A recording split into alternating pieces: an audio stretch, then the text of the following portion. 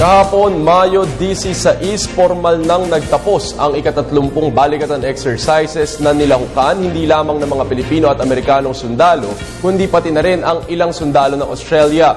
Bukod sa war games, sumailalim din sa humanitarian assistance at disaster response activities ang mga sundalo. Nagbabalik si Waywaya Macalma. Nais ng hukbong sa natahang lakas ng Pilipinas na mas maging malaki at mas maganda na ang balikatan exercises sa mga susunod na taon. We see to it that every year we try to improve. This is the 30th year and we've gained a lot of experience already in the past. And so we always come out better every year. We'll do better again next year. Inihiyag ito ng opisyal sa pagtatapos ng balikatan exercises sa taong ito, kung saan pinasalamatan niya ang bawat sundalo na nakilahok sa naturang pagsasanay.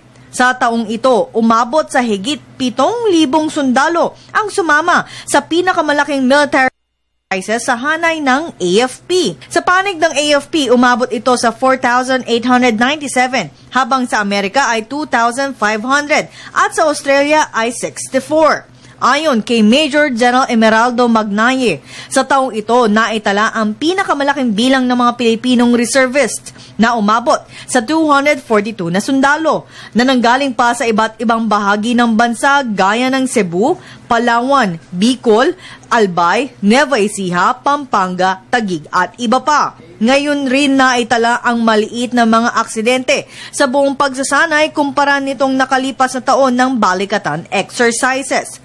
Para kay General Bautista, sa mga ganitong exercises na pagtitibay ang relasyon ng dalawang bansang matagal ng kaalyado, lalo na ngayon nadagdagan ang contingent mula sa Australia. Dito, mas napaigting ang pagsasanay ng bawat bansa, partikular sa territorial at maritime defense, upang maging handa sa mga 21st century na hamon sa pangseguridad paharapin ng bawat bansa. Today's complex and dynamic security environment presents challenges that no nation or armed forces can face alone.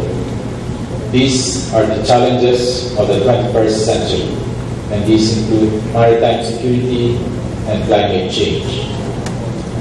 This year's Balikatan demonstrated that the only way to overcome these challenges is for everyone to stand shoulder to shoulder in the spirit of global bayanihan.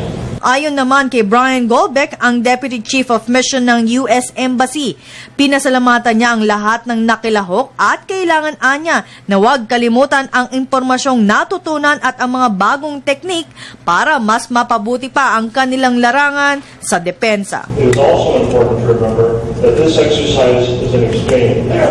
The information, the techniques, and the concepts that flow both ways. You all came here to learn from each other.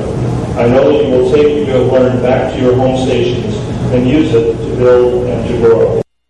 Today we will furl the banner of Balikatan, but the spirit of the exercise is something that cannot be covered up. It is that spirit, the relationship between brothers and sisters in arms, the shared understanding, the mutual respect, that truly defines both this exercise and the relationships between our nations. Para sa Telebisyon ng Bayan, Waywaya Macalma.